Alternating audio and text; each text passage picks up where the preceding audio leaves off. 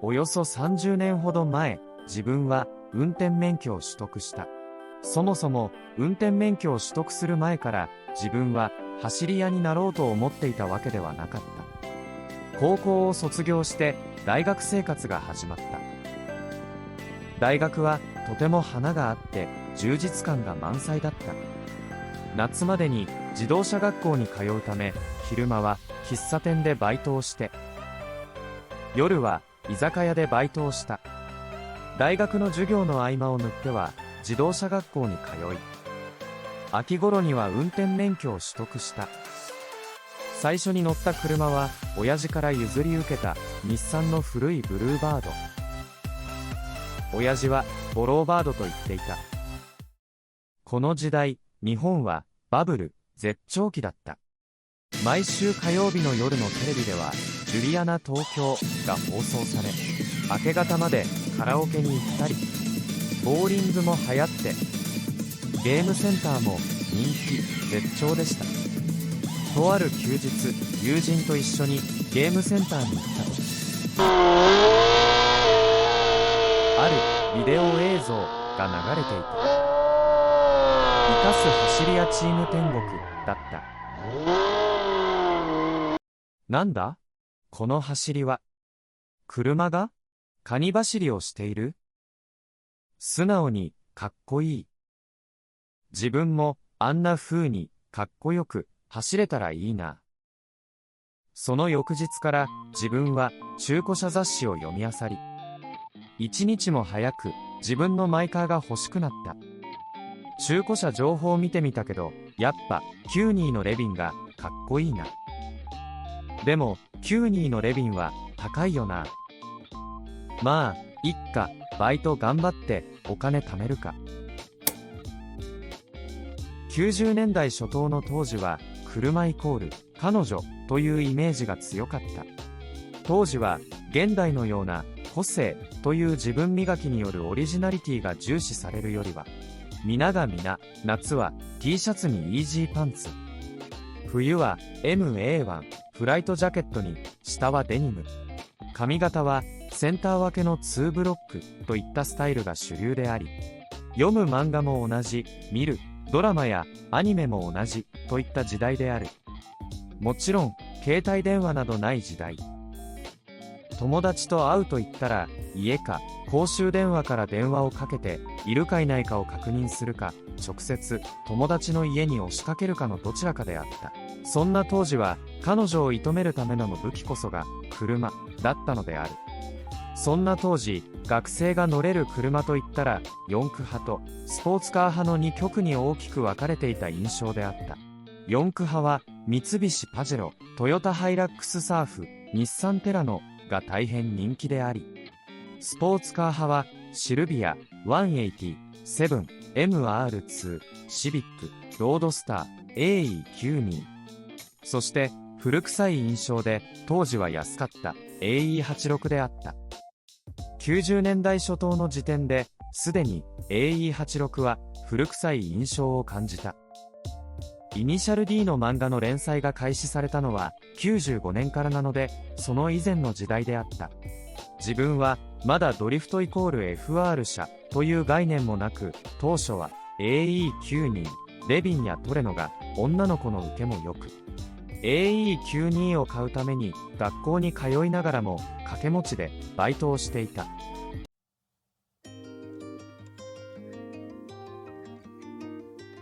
そんな時、小中学時代の同級生だった近所の拓也から久しぶりにお茶でもしようぜと誘いがあった。メルは車何買うんだ？やっぱキューニーのレビンかトレノかな。へえ、いいじゃん。俺はやっぱ MR2 かな。それから1週間ほどして友人の拓也から1本の電話が入る。おう、この間レビンかトレノが欲しいって言ってたよな。中学校時代の高木を覚えてるか？あいつ今ボロボロのトレノに乗ってるんだけど、今度ハイラックスサーフを買うらしいんだよ。でさ、今乗ってるトレノを10万円で売ってやるって言ってたぞ。今度またいつもの差点で一緒にお茶でもしようぜ。マジか？と言っても、ボロボロのトレノって言ったら、ひょっとしてあの86じゃねえのか？あれ、マジで古臭くて、格好悪いんだよな。悩むな。でも、今度会うって言っちまったし、とりあえず車だけでも見てみるか。よう、メル、久しぶりだな。今大学に行ってるんだって。俺、ハイラックスサーフが今度納車されるんだよ。でさ、拓也から聞いてると思うんだけど、この車もう古臭くてかっこ悪いから買おう。お前にだったら10万円で売ってあげるよ。じゃあお店の前に車止めてあるし、ちょっと見てみようぜ。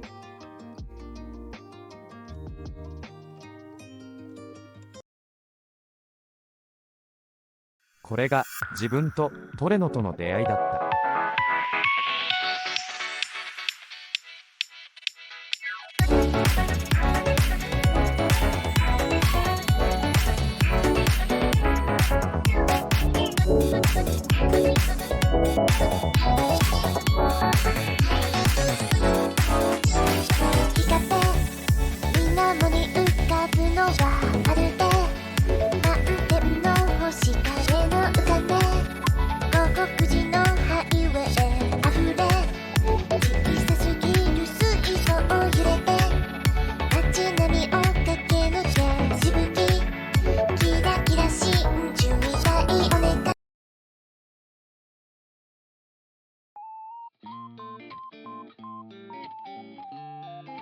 あれからトレノを手にしてからの自分は、一人でドライブしたり、友達と海に行ったり、念願の彼女と一緒にドライブができたり、華やかな大学生活を満喫していた。実はトレノと初めて出会ったあの日、高木のトレノに乗り込んだ自分は、内装がまさかの赤茶色って？古臭いデジタルメーターに、今時手動のウィンドウ？それに今時重捨て？これ重すぎるだろ。バカ、少し車を動かしながらステアリングを切るんだよ。とはいえ、学生である自分にとっては魅力的な10万円という破格ね。自分は高木に即決でお願いしたのであった。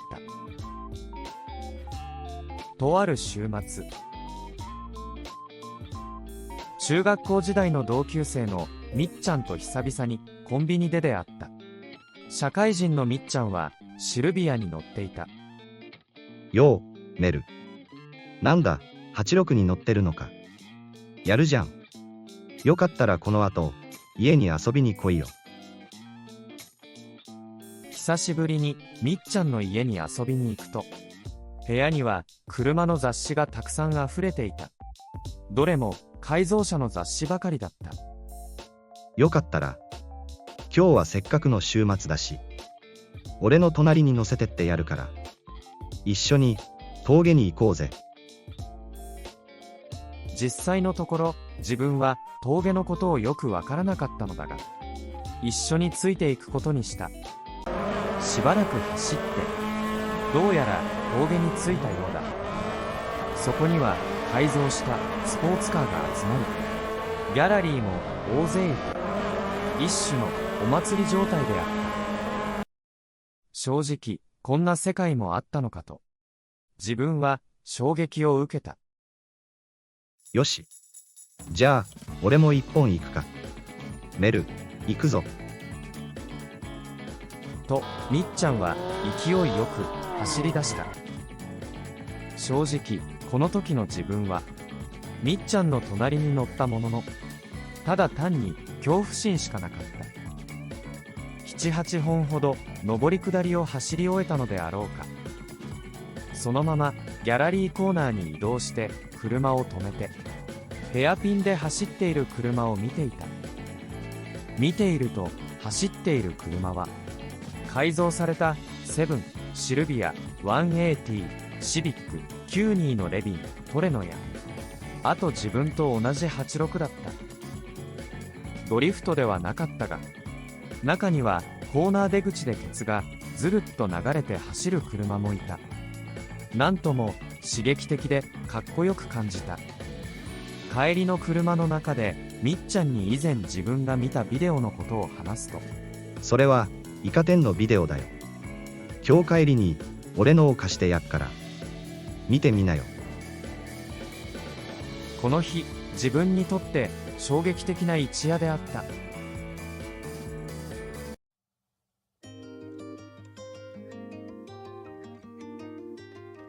自分はひたすらビデオを見まくった。なんてかっこいいんだ。自分もこんな風にドリフトしたいな。と、自分は希望と欲に駆られた。そういえば、いつも行ってるガソリンスタンドの店員さんに、お客さん86ですね。いじらないんですか？と言われたことがあった。あの店員さんに聞けば、車の相談もできるかもしれないな。と思い、早速自分はスタンドに向かった。スタンドに行ってみると、いつものようにあの店員さんがいた。実はその店員さんが店長だった。しかもシルビアでサーキットを走っているという。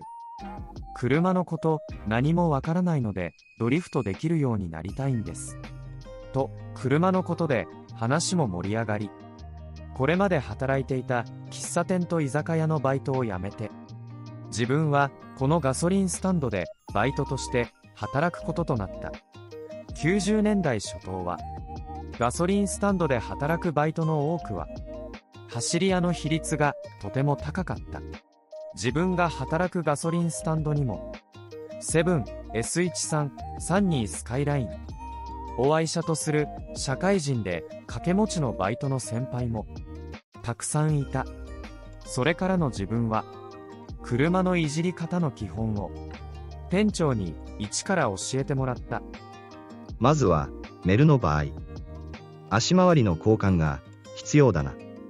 自分が以前乗っていた86のパーツが家にあるから明日持ってきてあげるよ。翌日バイトが終わった後、店長に教えてもらいながら86のパーツ類を組み立てた。車をいじるのがとても楽しく感じた。こうして自分のトレノは一つ階段を登った。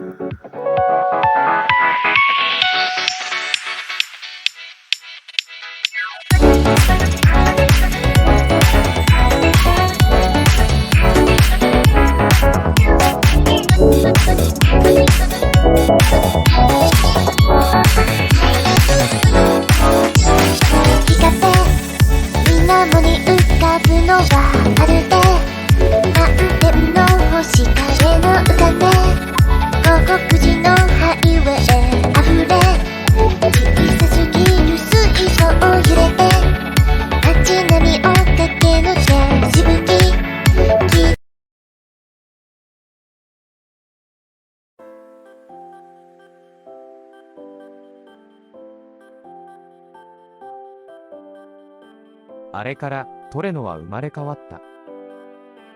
ホイールも変わり、2、3センチとはいえ、車高も下がって、マフラーも入って、すっかり気分は走り屋になっていた。あの日、店長からのオフルとして譲り受けたパーツは、ホイールがシルバーの渡辺8スポークで、エンジンルームにはパワーバーが入り、足回りも田辺のサスと茅場のアブソーバーが入り、ブレーキもパッドとオイルを交換した。そしてマフラーは触媒レスのマフラー。しかもこのマフラー、結構な音量であった。今の時代では想像もできないことであるが、30年ほど前の当時は触媒レスで街乗りをする走り屋も少なからず存在していた。この2、3年後には触媒レスの車両が街乗りで走るのは情勢的に厳しくなったが、当時の車雑誌においてマフラーが掲載されるページでも競技用と車検対応用と2択で記載があったほどであり、普通に販売もされ、車のパーツショップでも普通に取り付けてくれた時代でもあった。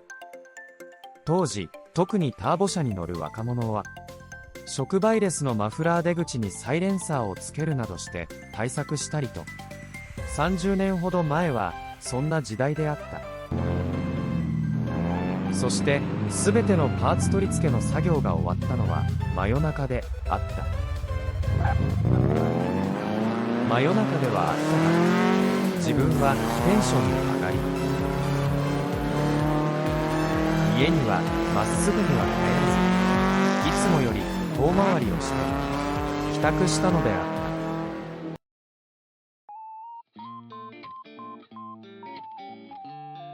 た。大学の授業が終わり、自分は学校帰りに彼女と会った。車の中で彼女は随分と車の印象が変わったんだねと話していたが、自分がトレノに装着した足回りは初級者向けのサスペンションであったので、強度はそこまで硬くもなく、車高も 2,3 センチダウン程度のものであったが、とはいえノーマルだったトレノと比べて段差のたびに突き上げやガシャガシャと音を立てたり、ブレーキを踏めばキーキーとうるさい音を出し、気を使ってアクセルを踏むものの排気音は結構な音量であった。それからというもの、彼女には自宅から少し離れたところで降りてもらうこととなった。30年前の当時はこんな時代でもあった。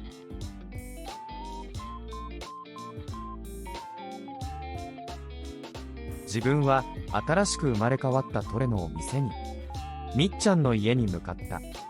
おう、早速86をいじったんだな。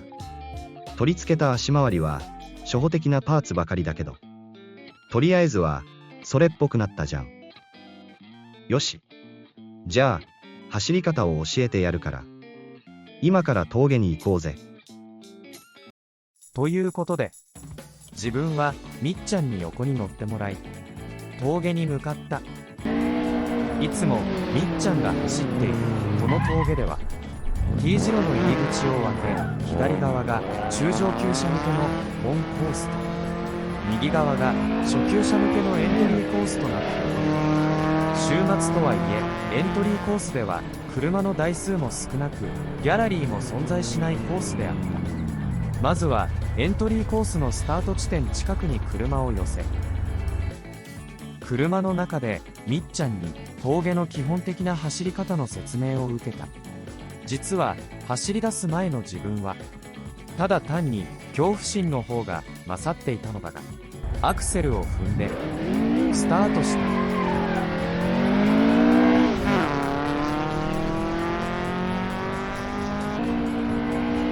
みっちゃんが言うには、まず走りの基本は送りハンドル、アウトインアウトのライン取り、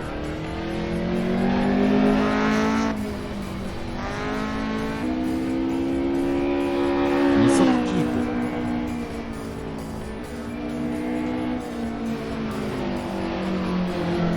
コーナー手前でのブレーキによる荷重移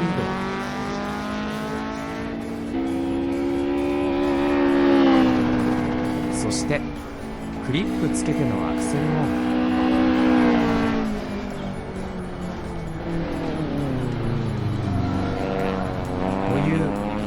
まずは基本的なことを教わった。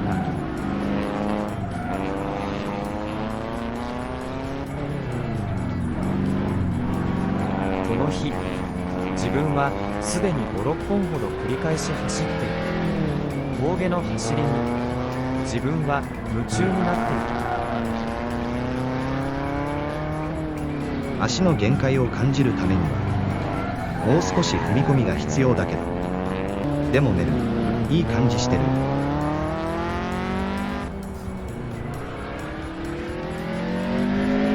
そしてこの後も自分はガソリンがなくなるまでひたすら走りまくった。この後自分とみっちゃんは週末のギャラリーが大勢いる本コースに移動した。すると自分は一台の車を見かけた。異様なオーラをまとった一台の86レビンが止まっていた。みっちゃんはこの峠の主だと言った。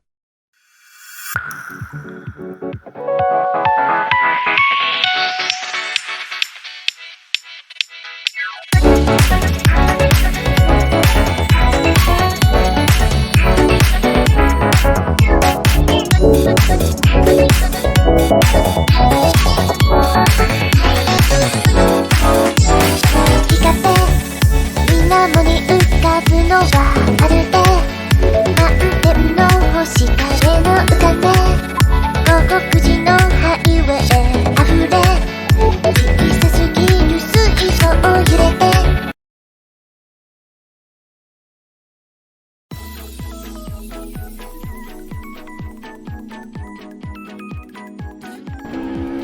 あれから自分は平日バイトがない日は一人夜な夜な峠に通い、週末の夜はみっちゃんに横に乗ってもらいながらレクチャーを行って本コースでも走るようになった。メル、コーナーでの踏み込みが以前とは変わってきた。けどペダルは足の裏で踏むのではなく足の親指で踏むんだよ。親指で微妙なペダル調整をして車を細かくコントロールするとみっちゃんは教えてくれた。まだ自分は本コースではペースについて他の車についていくことができなく、たびたび後続車両にぶたつかされてしまう。それでも峠で走ることが楽しく、自分はひたすら走り込んでいる。そんなある日、後ろから追い上げてくる一台の車があった。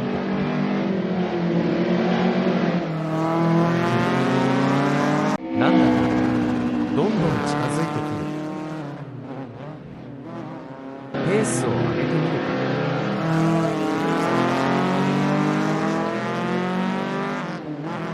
ダメだ。完全に取りつかれた。あんなに離れていたはずなのに。一体どうなってるんだ。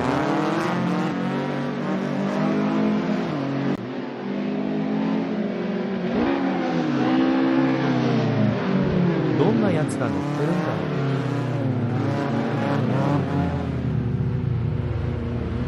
AE9 人の前期か。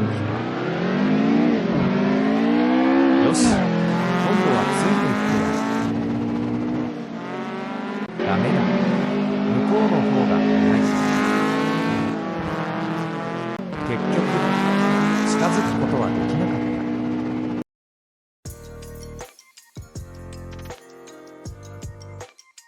昨日の夜は思いっきり92のレビンにかもられてしまいました。もう少し自分も速く走れるようになりたいです。メルのタイヤを見ると結構踏めるようになってきてるみたいだし、この際だからワンランク上の新しい足回りを考えた方がいいかもしれないね。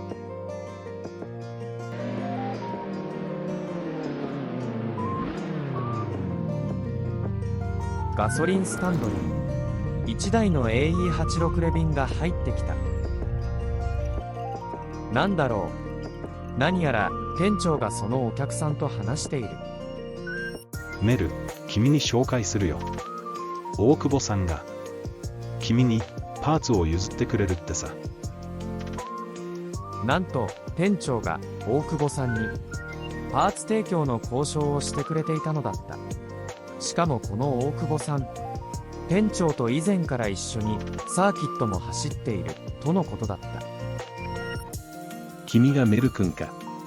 話は聞いているよ。最近山を走ってるんだってね。よかったら自分が以前使っていたパーツを君にあげるよ。おそらく走りの違いを感じると思うよ。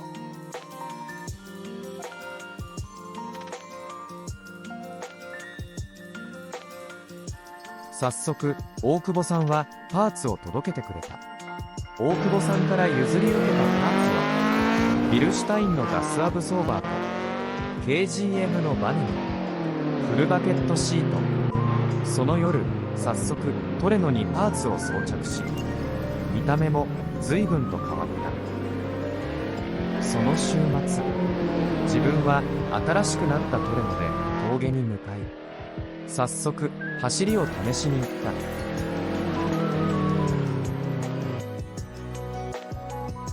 た。するとそこにはあの AE92 のレビンが止まっていた。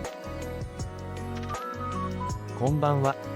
今日は足回りを新しくして出直してきたので、今日もう一度一緒に走っていただけませんか？よし、今日は絶対にあの92のレビンについていってやる。と、前回の自分の走りと比較すべき AE92 のレビンと走ることになる。やっぱりいつもと感覚が全然違う。路面との接地感がシートを通じて伝わるこの感覚。以前は2速で踏んでいたコーナーが今日は3速で踏めてる。バケットシートとガスアブソーバーでこんなにも走りが変わるなんて。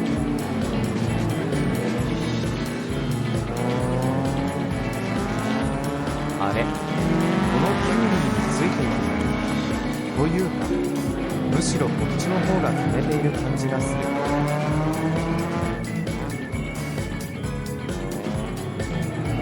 やっぱり今日の自分はこの9人のレビンについていく。足回りが変わるだけで走りが大きく変わることに気づいたのであった。お互いに何本か走りを終え、下のコンビニで車を止めて一緒に話をした。ここ最近よく見かけてるけど、前回より速くなったよね。そっか。踏める足回りに変えてたのか。さすがに今日はこっちが逃げきれなかったよ。今度また一緒に走ろうよ。これでまた自分とトレノはまた一つ階段を上った。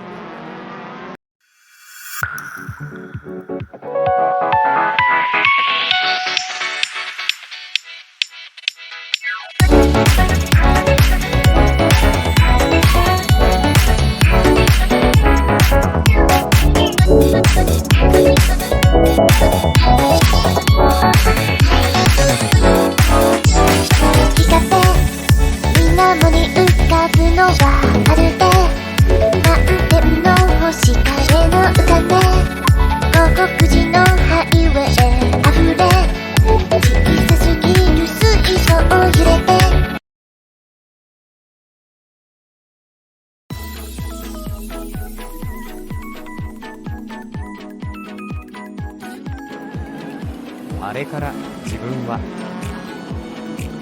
AE92 のレビンの知人を介して新しくできた峠の仲間たちと一緒に走ることが多くなった。日に日に峠で走ることが多くなった。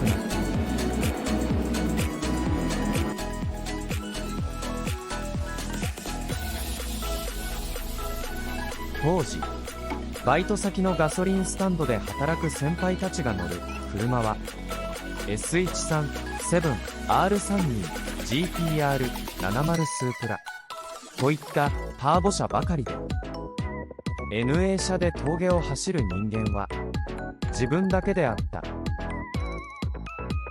そんな時、夜勤のバイトをしている先輩から、メル、86なんて遅くてつまんねえだろ。やっぱ今時ターボ車だぜ。週末港の04に連れてってやるから一緒に行こうぜと言われ、その週末、自分も04会場に行くこととなった。するとそこはギャラリーが多く集まり、峠とは比較にならないくらいのお祭り状態であり、自分もこの熱狂に包まれた。とりあえず自分は先輩たちが走るのを応援していたが、やはり GTR の四駆が速かった。当時の若者たちは各々の走りのステージで時間とお金とプライドと野望をかけていた。当時はそんな時代でもあった。ふと何やら独特のアイドリング音がする1台の S30Z が現れた。そのまま GTR の横に並んだ。まさか自分のトレノよりもさらに昔の車で GTR と張り合うつもりなのか。あれは L 型のエンジンだよ。もう20年も前の車だけど、改造次第ではとてつもなく速い車にもなるんだと先輩は言っていた。スタートでの走り出しは GTR が勝っていたものの、100メートル過ぎたあたりで Z が R をぶっちぎっていった。まさか20年も前の車が現行の R より速いなんて、自分は信じられなかった。興奮冷めやらぬ気持ちでいっぱいではあったが、でもやっぱり自分が求めるステージではないことを実感し、峠への思いを抱きながらこの日は帰宅した。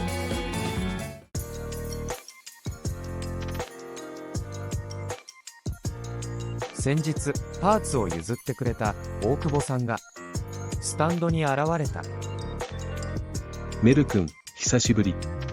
あれから実際に峠で走ってみてどうだったかい？以前より結構踏めるようになったでしょ？はい、以前よりもコーナー時での路面との接地感を感じることができて、安心してペダルを踏めるようになりました。それは良かったよ。今日の夜は雨が降るみたいだから、今晩不当に付き合いなよ。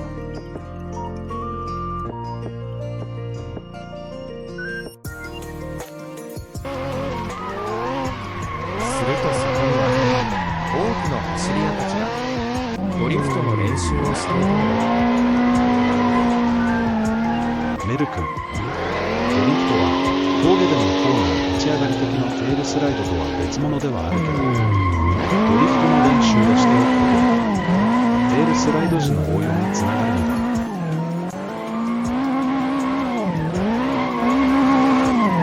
んだ。すごいかっこいい。自分もこんな走りができるようになりたいと思った。大久保さんが言うには、ドリフト初心者の人たちは片隅の広いスペースで練習するらしく、自分は広いスペースに車を移動してドリフトの練習をすることとなった。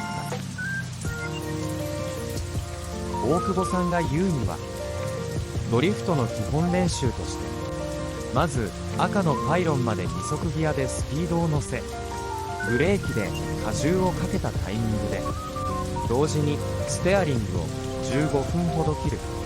それと同時にクラッチを切った状態でサイドブレーキを引き、ステアリングを離した瞬間にアクセルを入れるとのことだった。早速自分はトライしてみたのであった。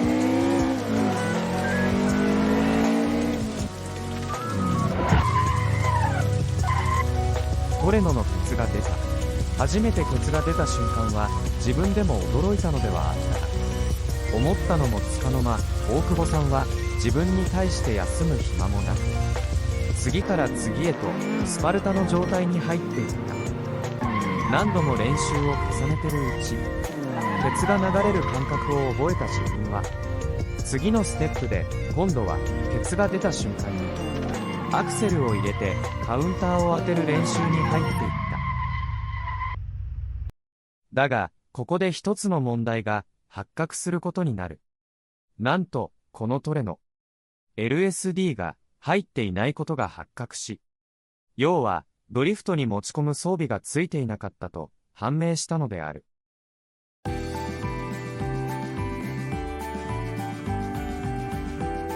店長、昨日は自分のトレノに LSD がついていなかったことが分かってドリフトできなかったです。大久保さんから聞いてるよ。ここから車で5分程度のところにテキサス板金という板金屋さんがあるから、そこの親父さんを訪ねてみるといいよ。きっと安くつけてくれると思うよ。そして自分はバイト帰りにテキサス板金へトレノと一緒に向かい、そこの店主に相談をしに行った。ああ、さっき店長から電話で話は聞いてるよ。機械式の LSD なら中古で探してあげるから安くつけてあげるよ。この日、自分はそのままトレノを置いて帰宅した。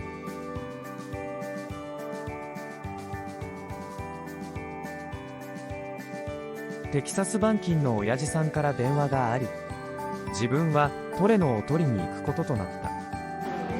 トレノには機械式の LSD が入っている。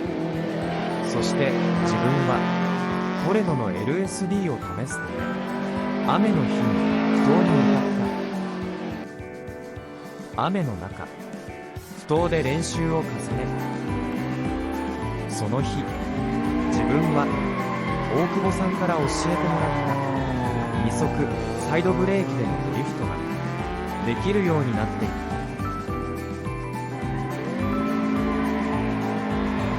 こうして自分とトレノはまた一つ階段を上った。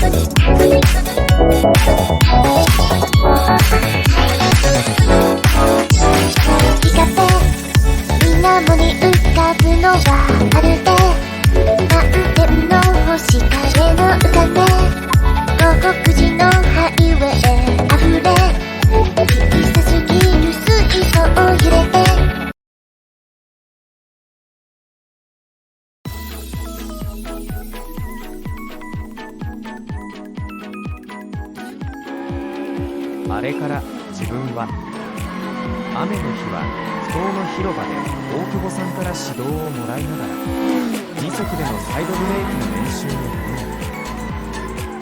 パイロンを立てた変化機によってのドリフト時のコントロールの練習を重ね、また埠頭でのドリフトレビューが他の峠に行っては自分もドリフトをするようになっている。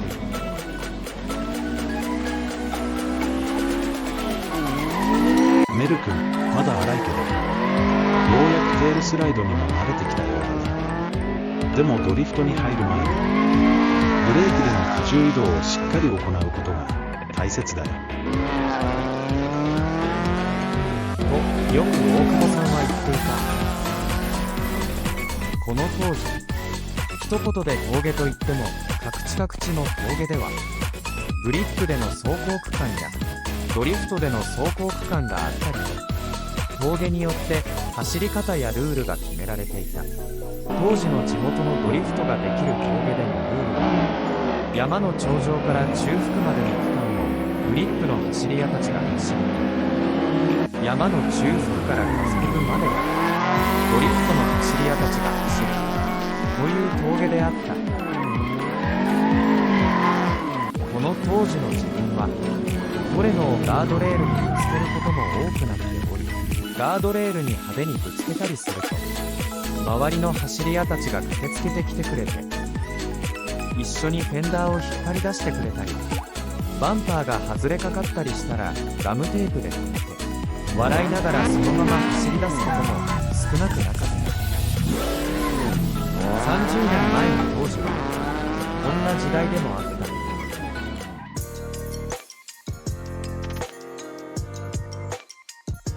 久しぶりに自分は後輩たちと会うこととなった。後輩たちは学校に行っている者もいれば、すでに社会人になっている者もいた。この頃、地元の後輩たちも運転免許を取るようになっていき、親に借りた車に乗る人間も増えていた。この日を境に、自分は後輩たちを峠に連れて行っては、グリップでもドリフトでも、峠というストリートの魅力を伝えたりしていた。そんな後輩たちも AE86 トレノの2ドアや黒の FC に赤の FC や白の180に乗り始めていき、自分と一緒に峠を走るようになっていった。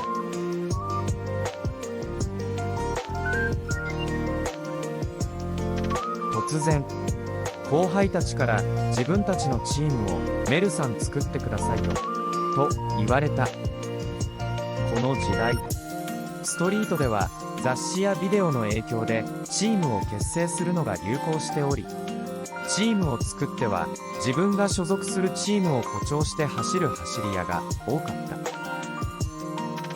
た。ただこの当時の自分は、自分が峠でのグリップやドリフトを楽しんでいるだけの立場にあり、どのチームにも所属する興味や関心を持てなかった。また自分自身がチームを引っ張っていく度胸も自信も持ち合わせてはいなかった。だが後輩たちからは、自分たちもメルさんのように日々練習して努力してテクを磨いていきますから、メルさんと一緒に走っていきたいんですと熱い思いを寄せられたのであった。そして自分は後輩たちの愛車も峠仕様に改造していく手伝いをし、